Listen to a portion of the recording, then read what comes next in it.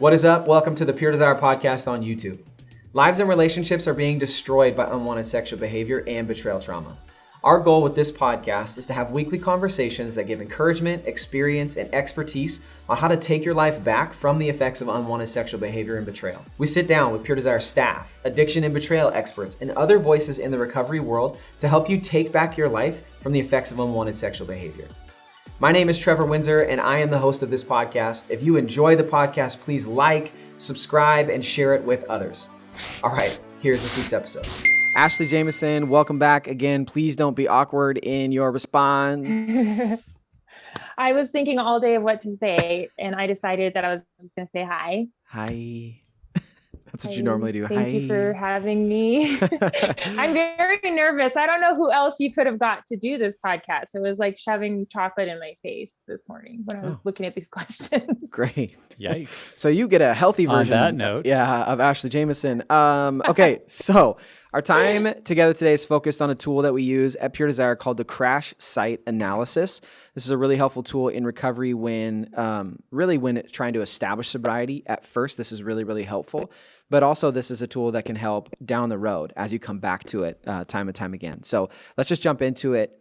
Ashley, in your experience as a group leader and one of our international director of women's groups, correct? Is that the new associate director of Pure Desire Women's Groups, which is great. In that role, your understanding of this, what's a brief description of the Crash Site Analysis? It is pretty self-explanatory. You just go back to the scene. I say scene of the crime because that's how I feel like it is with my relapses. They're like a crime scene. And especially when John relapses.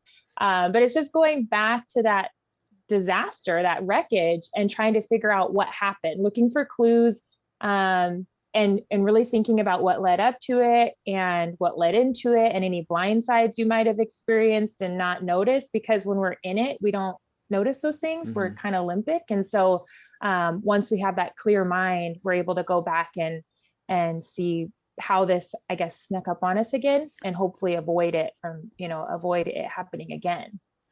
Yeah, and the terminology comes from our good friend and founder, Dr. Ted Roberts, who has that military flight background that when a plane crashes in the military, they don't just go, oh, bummer, we lost a plane, let's move on and build 10 more. It's like, right. We need to know exactly what happened and why and do everything in our power to make sure it doesn't happen again, because the planes and the people flying them are worth way too much to just let them go into the ground. Yeah. And so even if that means they have a team of people out there picking through the wreckage, trying to find the tiniest thing that may have been a trigger or a cause. And Ted has all kinds of stories in the 7 Pillars workbook about little things they found in the user manual or in the wreckage to say, well, I mean, and it can end up saving thousands, of lives in airplanes. And so I think it's that idea that we want to look at what caused this so that it doesn't keep happening and we don't keep going into that same wreckage pattern. And I really like the way that we can become an analyst of that. We don't just, move on. And in fact, I think in my journey, I even got some of that advice from well-intentioned Christian mentors and friends. Were like, you just need to remember who you are in Christ and move on and keep facing Jesus forward. Stand. Don't look at the back. Don't look back. Don't feel all that shame, because then you'll just wallow in it and it's not going to help you. Right. And I think that advice, even though it was well-intentioned, actually caused me for years to miss that I was crashing over the same things over and over and over. So I was like, well, I'm just moving forward and I don't want to hold on to it. So tomorrow's a new day and Christ's mercies are new every morning. And they are, and those things are wonderful and true, but it kept me from honestly figuring out what was going on. Yeah. And so I just kept crashing in a lot of the same ways. And it honestly is white knuckling. Like, it just helps you perpetuate that white knuckling perspective. I just have to try harder, just do better next time. And the irony is that after so many failures, when you fail again, it's not going to make it better. Like, it just always makes it worse the more and more that you do it. Yeah. Well, yeah. And I mean, I like how you said, there'd be like a team of people going to assess what happened, because that's often what we need is our group members or a team around us, because we can't always see it very clearly on our own. And just having a second set of eyes is always good to try to figure out what led what led you to that relapse again. Yeah, I'll sometimes joke with my group. It's like, that's why we call them blind spots, because you're not able to see them. If you were able to see them, you wouldn't have blind spots, right? And we all know we have blind spots. It's part of being human. So this is definitely a tool we want to try to use with our group, with our spouses, if we're in that kind of place where we're able to talk this through, because health does come from community. So Ashley, let's walk through the analysis, because it's got 8 steps to it. So in step 1, we want to describe our last relapse in vivid detail. What do we mean by that, and why are we doing this? Yeah, this is such a scary question. And this is actually why I was eating all that chocolate before the podcast, because I started filling out a crash site analysis for my last major relapse with like a one-night stand. And I was like, oh my gosh, where are all the chocolate balls in the world? I thought that we were going to be covering the actual tool in here. And I was like, I don't know how I'm going to share this in an appropriate way on, a global podcast. So vivid detail, it's likely going to be something that you share with your group or your spouse. And this is where it gets nitty gritty, where, we've had tough conversations, John and I, and we share the most vulnerable things in group, because we really need to be able to pick apart what happened. And so if we're leaving out details, and for me, all of my relapses start with secrets, and they're perpetuated by secrets. And so even just the frequency, or, exactly what happened, getting that out there is so important, because 1, you're clearing out all of that shame, you're clearing out all of the secrets. And then on top of that, like you said, with the blind spots, when we go through the whole picture and we kind of lay out everything that happened and led up to it, that's often where we see, okay, that's where I could have made a different choice. Right there is when I could have had my way of escape out of this. If we just say, I relapsed, then that's not going to do, that's, basically the same thing as saying, the plane crashed. You're not going through step by step everything that happened to try to figure out where it went wrong. And so it is important to be detailed for yourself, so that you can change the pattern and recognize the pattern. And it's important to be detailed for your spouse, so that you're having that full honesty if you're in a marriage. Yeah, and we want to be careful when we use that word vivid, that we don't mean like to be graphic about how you acted out. Because I've had group members think that's what it means, of like they're describing the kind of porn or the kind of person or how they act. I was like, whoa. We don't mean that kind of like detail. It's more just what you were saying, Ashley. It's that the devil is in the details, and our healing, I think, is in the details of what time of day was it? Where were you at? Who were you with? What were the emotional triggers that were going on? What else had happened in your day?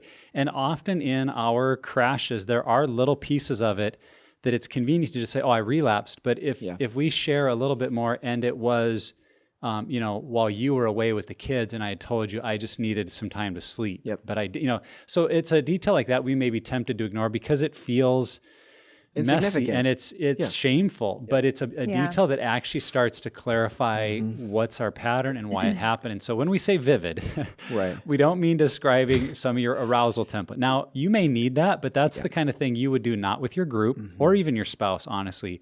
That would be with a certified, trained sex addiction counselor who may need to help you think through your arousal template and some of the specifics of, maybe what kind of porn or what kind of person or how you act out.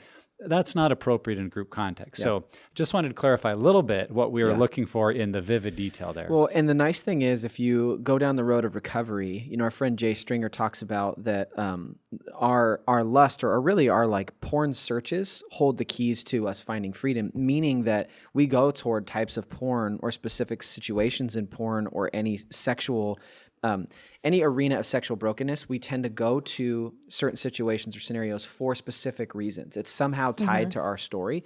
And so if we can start to practice this, and I just want to make it real clear, like we're not saying you should go out and relapse so you can reevaluate everything. That's not what we're saying.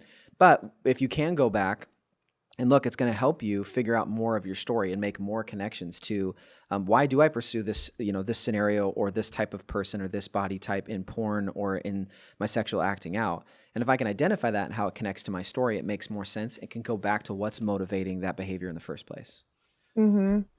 Yeah, that's really important because especially just overseeing women's groups and with my own story, I was a sex addict with masturbation, but with acting out with men, it was totally love. And I wouldn't have ever seen that until going through group, that it was not about sex ever.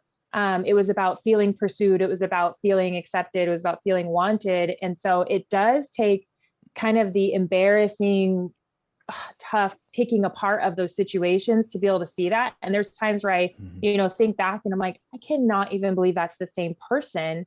And also you just feel kind of sad. Like all I really needed was a good, healthy dose of like identity and love and security and relationships and safety. But you wouldn't think that by just, saying, oh, I act out with porn or masturbation or sleeping around. You don't put that connection together until you start picking it apart. Yep. Okay, so the second step is identifying how the downward spiral looked and felt. Let's talk through that. What does that look like? It looked like falling off of 100-foot-story building, grasping for flagpoles and telephone wires and anything you can on your way, clawing at the brick wall.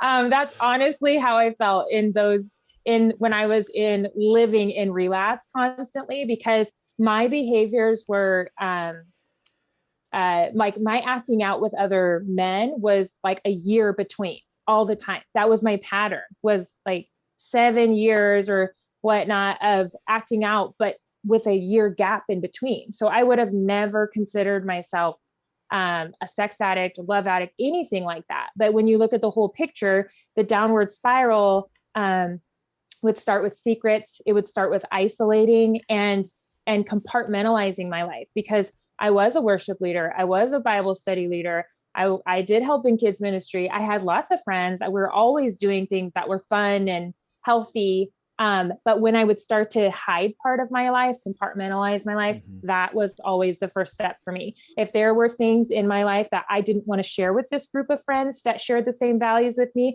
I'd share my stuff with this group of friends who shared my same party values, but not this group of friends. And so that's a huge red flag for me now, when there's parts of my life that I keep from the people that share the same values as I do. And then obviously secrets. And because my acting out relapse was so far in one aspect of my relapse, you would be able to see it in other areas. And so it was this compulsive and obsessive behavior starting, like too much, just that gluttony, like too much TV, too much shopping, too much alcohol. I just wanted, that's what I mean by I was like falling and grasping for things, because I was looking for something, that restlessness in my soul. I was searching for something to satisfy, and there wasn't anything. And then it wasn't until I'd act out sexually that I would just hit this really low and become depressed. And then that's when I was like, okay, I'm finally ready to be content and just like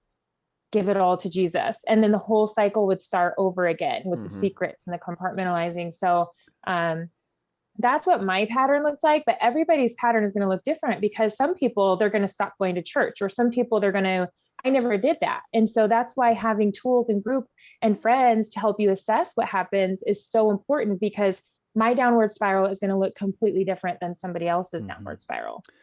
Yeah, and on the tool itself, it asks about your faster scale the last 3 weeks and the double binds you were facing. Yeah. And I know for me, I had a relapse several years into recovery that was humiliating and embarrassing. And, it brings up all those old feelings for both me and my wife of like, why are we here again?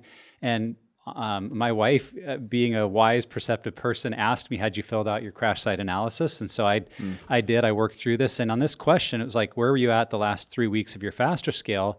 I looked back at them because I had them from my group, and it was like ticked off, exhausted. And it's like, I'd basically been living in ticked off, had gotten into exhausted. And the double bind had really been similar all 3 weeks, that there was a work situation that was unresolved and that I wasn't really talking to other people about. I was just internalizing a lot of strong emotion. And so as I had to think through that, the crash became obvious. It was like, I'm living in ticked off and exhaustion. I've got unresolved emotional pain and turmoil that I haven't wanted to bring up with people because I feel exhausted.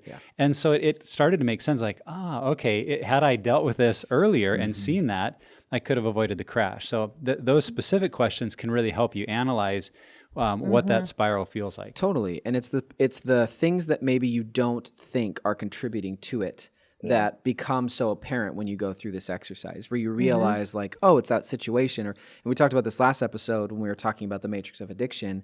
You start to see those things kind of boil up to the surface where it's like, oh, in those situations, I feel this way. And that's something that triggers me emotionally and gets me going in my relapse pattern. So you find situations, you might even find people, you might even find certain locations. Once you are able to do that, because if you've relapsed a couple times in recovery or as you're starting group and you do a crash site analysis, you're going to see some things line up. You're going to, that may not be the exact same things, but you're going to see, oh, you know what? I know in this situation and in this situation over here, I felt the exact same way, the same wound, same trigger, something like that. Mm-hmm. Yeah. So the third step, Ashley, is to identify what accelerated that downward plunge. So what are we looking for on this step? Well, again, if you're not in group, I would suggest getting into it, because every time I've had a major relapse in any kind of area, like this summer, I started to struggle with some eating disorder behaviors, which surprised me because I had not struggled with those kind of thinking, like that kind of mindset for 14 years. And so I was really, really shocked that my brain was going there again. And I remember like reaching out to my, support people. And it's just so important to be regularly using tools, even if you're not in group, because that's what helps keep us, aware, especially if we have that kind of addictive mindset or vulnerabilities. But for me, it would be like lack of sleep is a huge one, because then I feel like my brain is just desperate for energy and anything, even if it's a unhealthy energy or false energy, whether it's through food or sex or whatever it may be. Being tired is a huge one for me. Being lonely, even if you're in a marriage or even if you have a lot of friends, that like deep soul loneliness that you have, that is a trigger for me. And it just perpetuates it. So it's kind of like be engaged in your tools, whether you're in group or not, so that you can identify what it is, because it may be exhaustion. Like you're saying, Nick, when I started having that mindset come back this summer, I was exhausted. John was working on fires. I had all these children and there's COVID and, I was running on empty, and we had bought that property. And so I probably was just exhausted each week. But then sometimes it may be fatigue, and it may be just, I need sleep, or I may need, to go out and get exercise, or may need community with people, to just recharge my soul. And so again, I feel like it can vary, and that's why it's important to be using the tools regularly and then to go back and look what happened. Right. There's been times where the trigger was being around certain, family members that are really hard, trigger some insecurities and some abandonment issues. And so you would have seen that on my faster scale for the week. And then other times it's being tired because I'm a single mom, or, my disease is flaring up or something. So you have to go back and you have to look at the crash site. You can't just assume it's the same thing each time. Yeah. And some of the things too, for me is like, what this would help me with is, what have I been watching? What have I been listening to? What are the things that are catering maybe to my headspace? And like, if I'm watching something that's really violent and is full of people who there's no like redemptive character or redemptive like arc to what's going on, and it's something that, because this is the way I think. I think you're either heading toward health or away from it. There's no like in between. And so sometimes it's thinking through and identifying those things come up. For me, we're in a season right now of life where I'm really busy. I'm doing work. I'm doing school. My wife's doing photography. Also, we're parenting these 2 boys. And for me, because we're so busy, what would come up on a crash site analysis right now is my lack of self-care and even my fear to ask for it because of how busy we are. And so that's the sort of thing that does help you really go down that spiral a lot faster. That's what caters to it, is when you can identify things like that. And obviously this, and we get it more and more into it as we talk about it, but that's why this is such a helpful tool, is because it also gives us the reverse. Here are things I can do. Here are things I should be doing to help avoid another crash.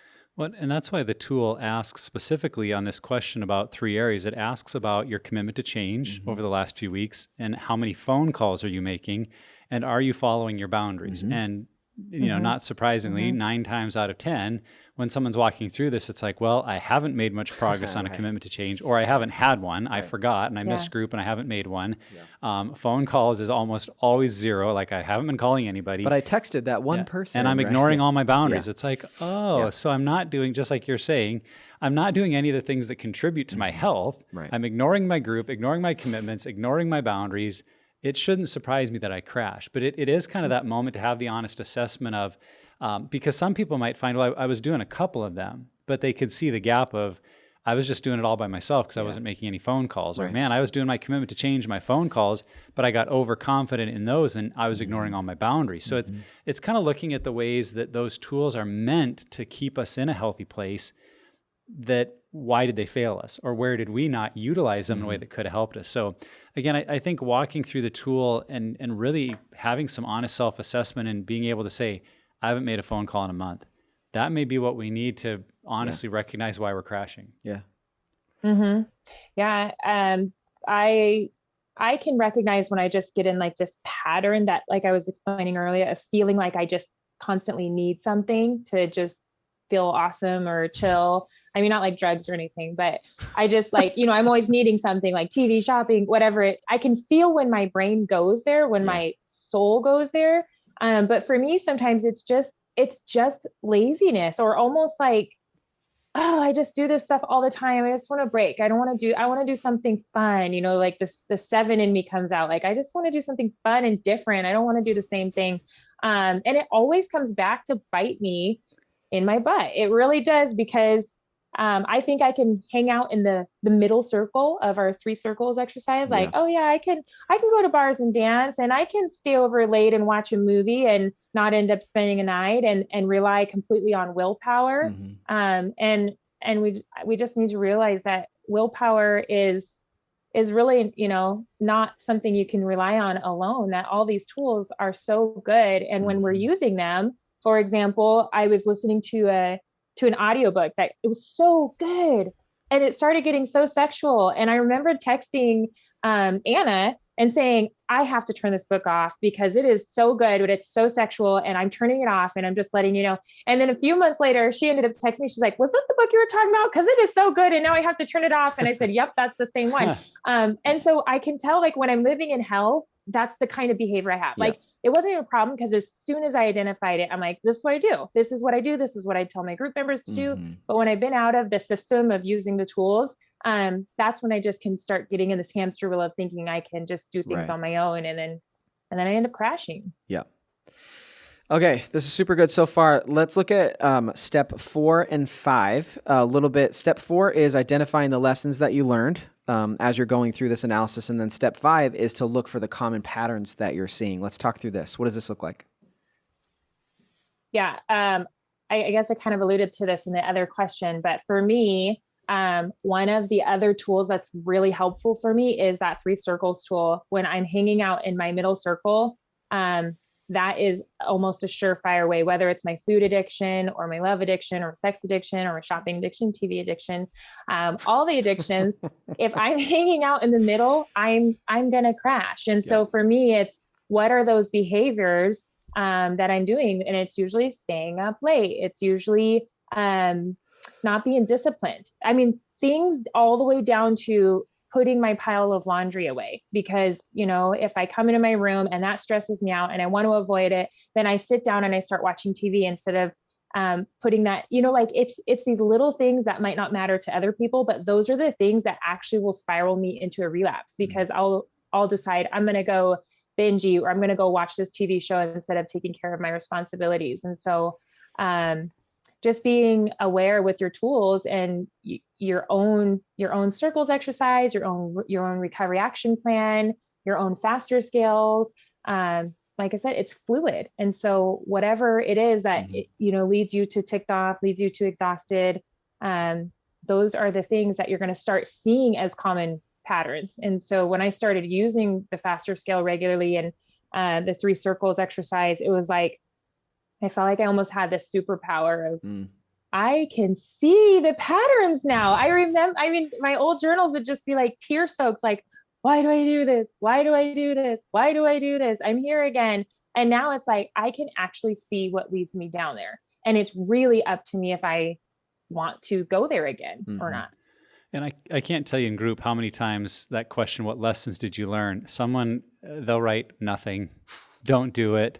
I don't know. And I tell you, it irritates me a little bit. It's like, okay, you need to take a step back. And if you're trying to fill this out, honestly, like right after a relapse, maybe you feel like that. You feel like it's nothing, but this can be a living document that you keep adding to, and you're really trying to create some honesty with yourself here. And it can be based on those first three questions of, oh, when I'm getting down into ticked off and exhausted, I need to be more proactive about making changes. Or when I don't make phone calls, I move towards relapse.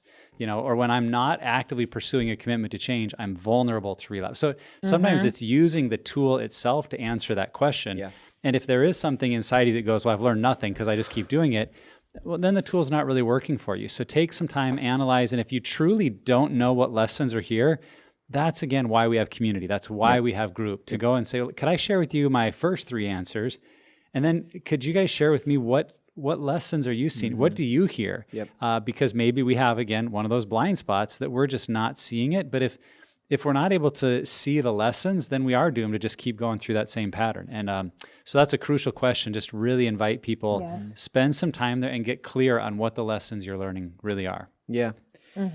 I said this in the episode before too, that it's something you can identify patterns of, like what devices you end up using, what rooms you end up going to, what you identify, like situations, context, places, all of it. And again, we don't necessarily think that. There are still times, I'm in year, I think 7 of recovery. It's been a really long time, praise the Lord, since a relapse, but there are still rooms there are still rooms that I walk in and I can remember relapses, or I can remember, just unhealthy decisions I've made. And it's weird. Like that stuff is still there where, there have been times where maybe I'm in a situation or a building that I grew up in, and I know that there was pain there, but I also know that in that situation there was a relapse, or my sexual brokenness manifested in some way in that scenario.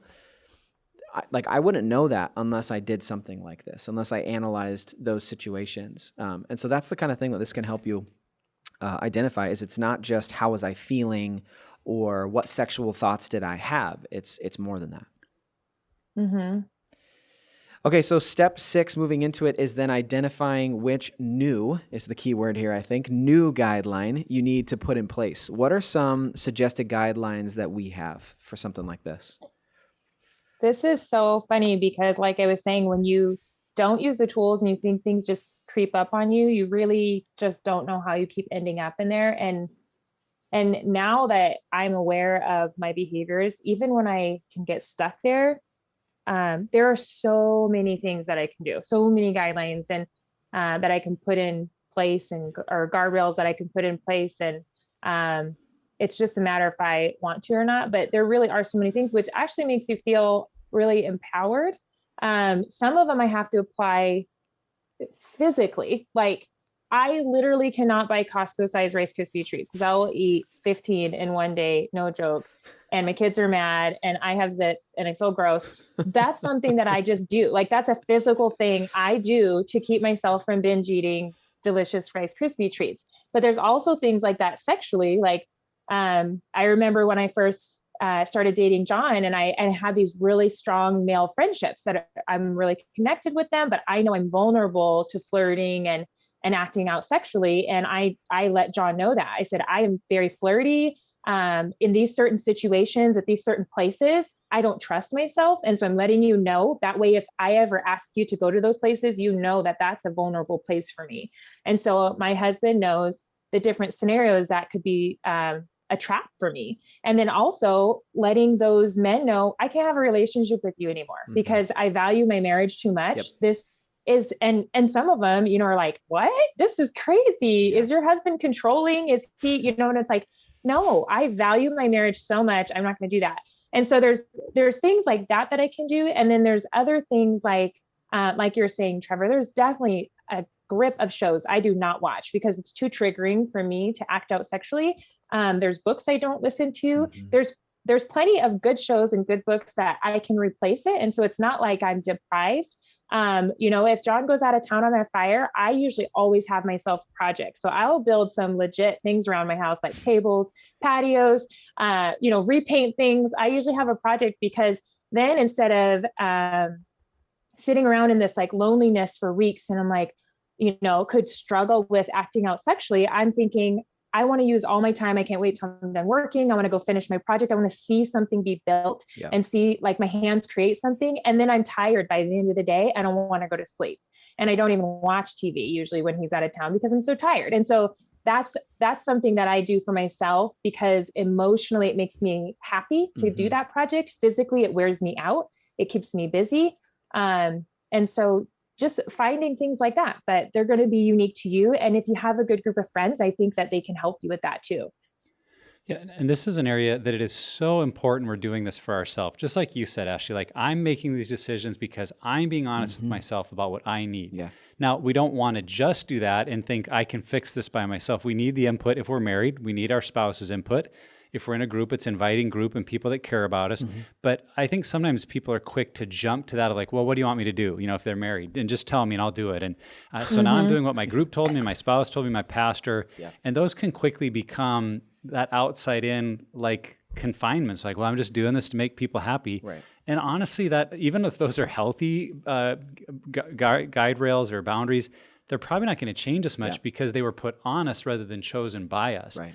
And so I think when we can choose them, not only is it good for us because we start with that mindset of this is my choice, but it also can show to the people around us, like a spouse, that I'm taking this seriously. So if my crash involves, and there's this list here, if it involves media use or a device or a location or a trigger, and my response is say, I'm going to eliminate this from my life, or here's how I'm going to make a change and not drive that way to work or not interact with that person or not use that website, whatever it takes. And we get, pretty disciplined with ourselves, that can mean something to others. Now we want to make sure we're not doing it just to make them happy, because I definitely did that in my journey. But I think if we start here and we create self guide rails, guidelines or boundaries first, that's going to really help then others understand how they can help and participate, rather than what I did to my wife for 10 years at the beginning of our marriage was kind of make her create the guidelines. Right. And then that wasn't fun for either of us because I didn't like them and she didn't want to have to enforce them. So that's a real lose-lose situation. So this is an area you can do some good work to not only help yourself, but to help those relationships around you. I think something when it comes to guidelines, guardrails, for me that I've been exploring in life is if there's something that I have a sense that I need to do and the thought of doing it, this new practice, and one of them is not watching like TV MA or anything rated R without my wife there, or without her knowing that I'm watching it, being careful what kind of content I'm watching.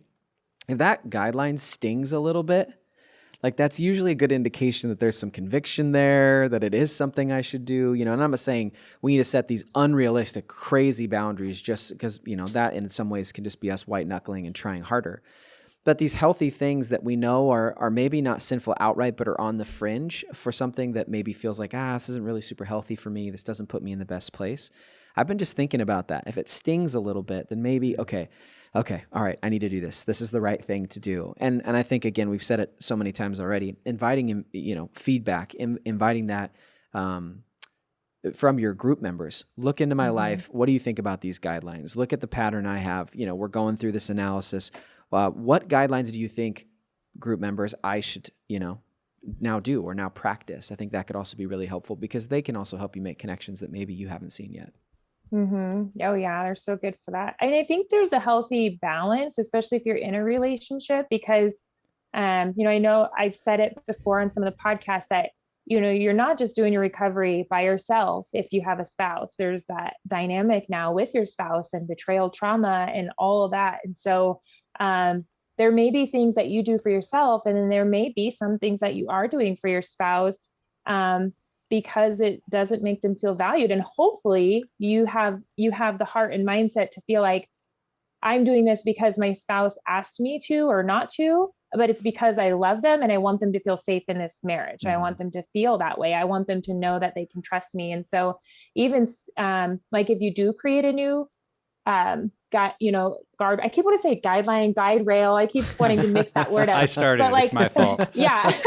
Just blame me. I'm good at it. I think it's because I was thinking of the 3 circles exercise for so long. But when I told you that I let Anna know, like, hey, I'm listening to this book, it's super sexual, it's super tempting, I'm going to let you know and not listen to it. I also let John know, because that I feel like builds trust. And he was watching a show that was really sexual, and it just kind of like gave me like the creeps a little bit. And I didn't really say anything because I was just like in my own world, and I probably should have or mentioned how it made me feel. But later I heard him telling our son, like, oh yeah, I have to do that too. There's things I want to do and I don't, because it's not good for me. It's not good for my relationship. And I was watching a show and I turned it off because it's just too sexual. And I was thinking, I wish he would have told me that, because that would have really helped put like a little drop in the trust bucket that he made that decision on his own. I mean, I'm glad I heard it, but when you do create a new boundary for yourself, like, hey, I recognize I'm doing that and it's probably not healthy, I think it can be a really good act of building trust with your spouse. You let them know that you did that.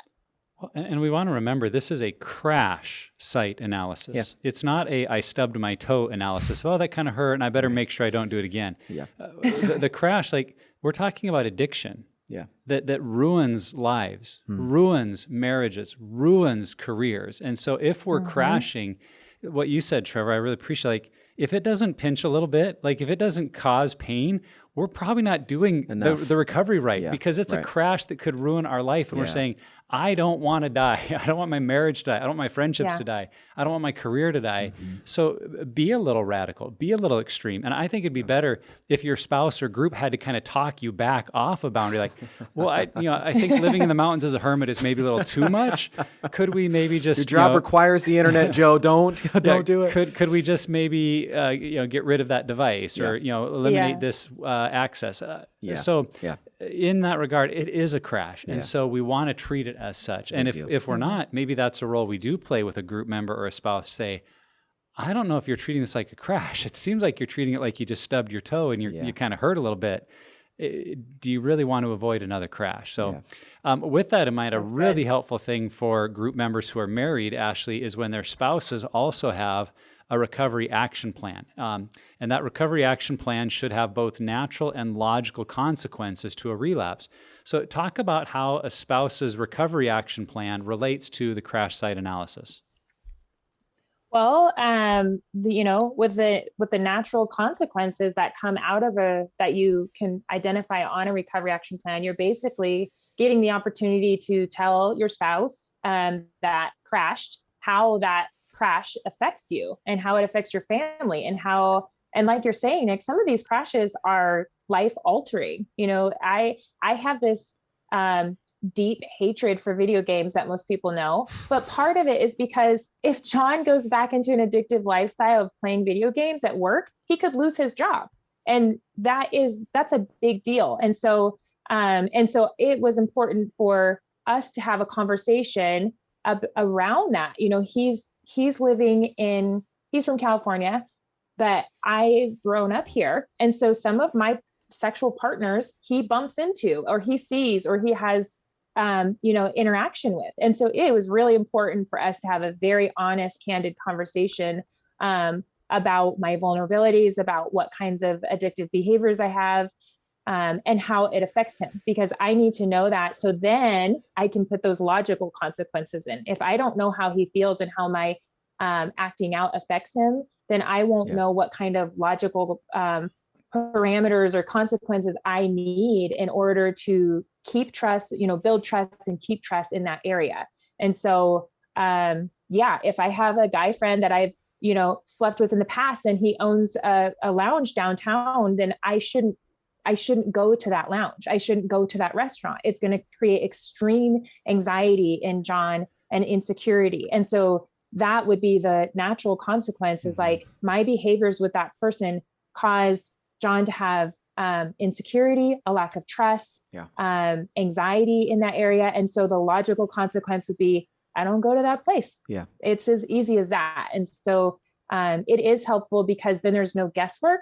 There's no, Mhm. well, why are you making such a big deal? It's this just real conversation between two people sharing what they want out of their marriage, what they Right. expect, what they want, what they need for trust. And then Right. hopefully having enough humility to honor each other in that way. And that's what's so great about the Recovery Action Plan, which I know we've done an episode on. And there's one for both the addict and the betrayed spouse. Because things like that, having a plan like that by itself is going to facilitate more trust, because it's something we're doing together to create a plan so that we know what's going to happen. And the hope is when you have one, that you'll have to do less crash site analysis, right? Yes. Like Yes. it's the whole point. Yeah. So having it is something we cannot emphasize enough for a couple that's going through recovery and betrayal. Well, and it's remembering that recovery doesn't happen in a vacuum. And we're tempted to think, well, this is just about me and my plan and what I need to do. It's like, if we're married, it deeply impacts them. Yeah. It changes the way they see themselves, the relationship, you.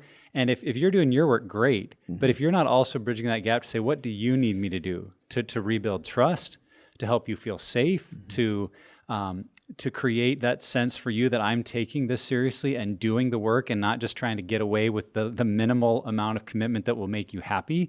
Because I know in my past, that's what it was. Is just like, well, what will make you happy versus what will actually rebuild trust and make you feel like we're headed the right direction. And sometimes that's hard stuff, but we need to give our spouses the ability to speak into that.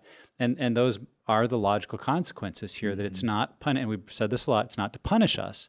It's to create change and momentum in the relationship as much as in our own recovery. Yeah. So and go ahead, Ash.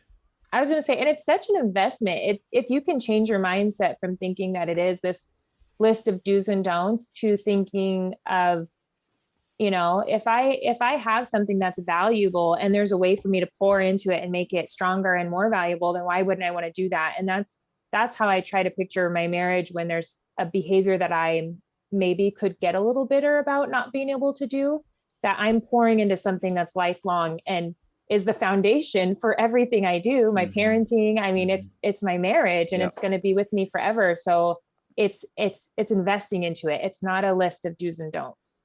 Yeah. Okay, so the final step is step 8. We've made it now to the end of this crash site analysis. And step 8 is mapping out a plan for the next time you see an approaching crash or relapse. So what could this plan look like? What suggestions do we have for this step? I feel like I'm like a salesperson for tools on our website right now.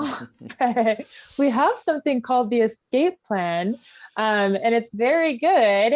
And I feel like you should have one of those as well, because if you have a plan of what you're going to do for escaping when you see the crash coming, then you don't have to try to think about it in the moment. You just know right away. And so, for instance, it could be, if I'm going out with a group of friends, especially I have these lifelong childhood friends that are my sisters, but they don't have the same moral Christian values that I have. And so there are certain things where it's like, if they're all engaging in this one activity, I may bring my own car because there may be part of the night that I don't engage in, because I've caught myself getting in a trap that way before. And so, you're looking at how many steps back from that crash you can come and make a change, where it's not a struggle before all of those those neurons that are coming from the back to the front and kind of driving you and taking over. Before all those are lit up is when you want to be able to make your decision, not when you're already excited and in it a little bit too deep. And so, again, it's going to look different for everybody, but certain things like, if I recognize that I'm vulnerable for relapse at a certain time of day, then that may be the time of day that I go on a walk if I'm home alone, or it may be the time that I mow my lawn, or it may be, I get to tweak it instead of saying, next time I am not going to relapse. Like, that's not helpful at all. Try harder. Right. I will not relapse. Don't touch it. Don't touch it. Don't touch it. Okay, that. Oh my God. I was thinking Keep food. going. I was thinking food She in was that one. thinking about the Rice Krispie treats. Yeah. The Rice Trevor. Krispie treats. Yes. Yeah. So basically looking at where you can make a change before you, one, either put yourself in danger, 2, hurt your spouse again, 3, have full control to redirect that train off the, track. So yeah, this is kind of the purpose of doing the crash site analysis, is to get here and actually walk away with something actionable, like to rework a tool like your 3 circles, to update your recovery action plan, as Ashley said, to change your escape plan. I think of it as the place you want to step back and read through all of your other answers and say, okay, now what? As I read through what I've analyzed here, what's the future need to look like? And so I recognize I haven't been making phone calls. I've been living with a lot of internal anxiety. And rather than connecting with people, I numb out to Netflix. Yep. And so I see my plan needs to be that I'm going to be making a daily phone call to process with a group member what's going on in my life emotionally. And until I've done that, I'm committed to not watching TV. Yeah. Now, that would be a pretty actionable plan based on what I've discovered in my analysis. And that's what we're kind of looking for. And that doesn't mean that'll be the only thing you do, but you need to have some real clear things to say, here's what change will look like. Because if you get to the end and you don't really even have a clear plan, I will tell you, you'll be back here again and you'll be filling out the same analysis, because there's that idea like analysis can lead to paralysis. If I'm just analyzing endlessly without doing something with it, it doesn't help me. Yeah. So it is the now what and the so what of the rest of this work. And hopefully you've got something really solid that you can communicate to your spouse and group, say, here's what the future is going to look like, and I'll report to you how I'm doing on these commitments. Yeah. And I think it's one of the things that comes to mind. We talked about this with our commitments to change, is that we don't want to do these things that, like, I'm going to wake up at 5 a.m. every day and do recovery work. And it's like, well, you haven't been up since 5 a.m. since you were like 1 year old and you couldn't sleep through the night and your parents hated you and whatever, okay, my trauma's coming out. But I think that doing things that are in the natural rhythm of your life that you can fit in. Yeah. For me, one of the best reframes I've ever had is my time in my car. For as long as I've worked at Pure Desire, it's been like 4 years. I've had at least 30 minutes in the car on my way to work and on my way back. And so I can use or repurpose that time for my phone calls, for my check-ins. And so finding pockets of time that you already have or space you already have to implement new things or to implement, I talked about it in the last episode as well, the idea of how important the outer circle activities are, what I'm doing to pursue health. And I think that that's what we're wanting to do here. Yeah, it's helping us establish guide rails or guard lines and guide rails. That's going to totally screw us up. But it's something that also helps us evaluate what are healthy practices that help me not get here again. And so I think it's important. I hear what you're saying, Trevor, about we don't want to make commitments that are unrealistic for us. But at the same time, I wouldn't want a listener to walk away thinking, oh, I shouldn't do anything too big. Sure. Because to go back to what we've been saying, this is a crash. And this could be deadly to a marriage, a relationship, a career, a life. And so this is the kind of analysis people have walked away from, realizing they need to make some major life-altering changes. Yeah. I've had people in group realize, I need to change jobs. Yeah. I will need to stop hanging out with that group of friends. I will need to sell that possession. And I'm not trying to tell anyone what they should do, but I do want to emphasize, if you realize there's something big in your life that's got to go in order for you to stay sober, it's worth it. It's worth it. It's worth it. And if it's a big, scary thing to get rid of or to deal with, but it would mean you could walk in sobriety, then go for it. Now, don't do it alone and then tell your spouse, hey, I quit my job.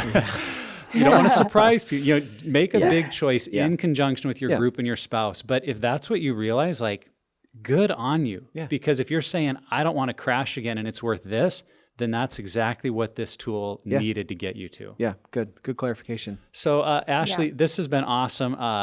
Give some final thoughts or encouragement to people as they work on their crash site analysis. This is a hard one. I would just say it's worth it to do the hard thing. For me, I was filling out a crash site analysis before this, and it was very good because I haven't done one in a while because I've been so waning lately. But I'm just kidding. I haven't done one in a while, and it is hard work. It's almost like sometimes you can feel wrong for going back there and wanting to look at the whole situation again. It's very vulnerable. It's very hard. And I would suggest that you just let some safe people know that you're doing it. Don't try to do it on your own. Let a couple people know that you are doing it, because even if you do the crash site analysis on your own, it is going to be so good if you just let one other pair of trusted eyes walk through that with you. And then as Trevor was saying, with his car time, I recognize that sometimes I feel guilty for trying to protect things that I know that are healthy because it might not make sense to other people. And so part of, like sometimes I like to drive by myself as well because it's so healing for me. I listen to worship music. I may make those calls. And so then if other people want to ride with me sometimes, I'm like, no. And it seems so rude and selfish, but I couldn't articulate it until Trevor just explained it, that actually is such valuable time for me. Not that I always say no, but there's certain things where I want to say no. And it just seems like I'd be rude, and maybe being able to recognize those areas that keep me healthy and then be able to articulate that this is the time I XYZ, I spend time with God, I make my calls. So, I really just want to protect that time because I'm a mom and I work and I don't get a lot of alone time. Yeah. So, I guess that would go back to like the 3 circles, identifying what are the things that do keep you healthy and keep on track. Yeah. And then also lean into that vulnerability, invite at least one other person that understands this process and this journey to be able to look at your crash site as well. Yeah. I was just thinking, people are just like, why does Ashley and her husband, why do they always drive separate to everything they come to together? She needed a space. Yeah, clearly it's Ashley just needs some alone time. I want to be careful when I say this, to not by any means justify relapse or to chase it by any means. But relapse can be, in recovery, one of the most fruitful and revealing moments of your recovery journey. And it's because at that moment you can do a crash site analysis. You can look at what led you to this point, what factors were involved, what situations, what emotions, what thoughts. You're able to map it out so well. And what's great is the more, kind of going back to even the first question or the first step about being vivid, the more vivid you are or precise about the situation, the better you can plan and the better you can do it. And so if this is going to be one of the greatest potential launching points forward in health of your recovery journey, we need to leverage it. Yeah, and that was my final encouragement. As I think about this, I would really encourage you when you're doing the crash site analysis to take it slow. If you just kind of read through the questions, make a couple of mental notes, and you're done in a couple of minutes, it's not going to do much for you. I would recommend, and maybe this doesn't fit for some, but give it a try. This should take you over an hour to complete. Go to that first question, and I would also encourage write it out by hand because that forces us to slow down, to analyze, to reflect, and just look at the first question all by itself and write out, okay, what happened that day when I relapsed? Because it'll probably be a few minutes into writing out your day that you realize. You'll remember something. Oh yeah, I'd been hiding that little thing too and never told my spouse. Okay, and now it's getting a pretty developed story. And then go, okay, did that set it aside? Question 2, and fully answer question 2 and go all in. If you do it that way, where you've got several sheets of paper that you have filled up, writing this out and being honest and analyzing, now it's going to do something for you. Yep. And also the process itself becomes some of the healing because it's messy and it's painful and it's emotional and your brain goes, wow, there's a lot more here that I'm learning from and I don't like this and we don't want to be back here. That does become part of your avoidance of I don't want to have to do this again. And so that's the other commitment I'd encourage you. You should do this every time. If there's a crash and then 2 days later you crash again, you need to go back to square one and take your time and walk through it and not just look at the one from, a couple weeks or a couple of months ago and go, okay, this is a little different, update this, change that. I mean, again, now it's not going to help. And if you want to do that, I don't know that it's going to be worth your time, but if you invest the time, I think it'll really lead to fruit in your life. So that'd be my final encouragement, listener.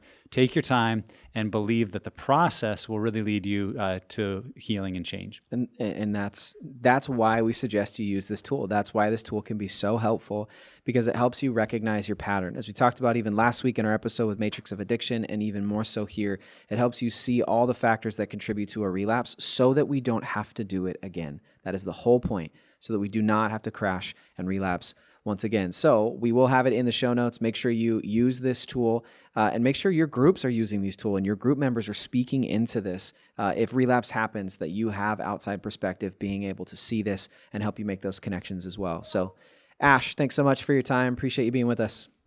Yeah, thanks for having me. And wherever you're at on your journey, Pure Desire is here to help create a roadmap for your healing. If you or someone you know is impacted by sexual brokenness or betrayal trauma, go to puredesire.org and let's start the healing journey today. Don't forget to subscribe to the podcast and drop us a review if you can. It helps others find the podcast. Each week we put out new content to help you on the road to healing and freedom. And lastly, never stop being healthy.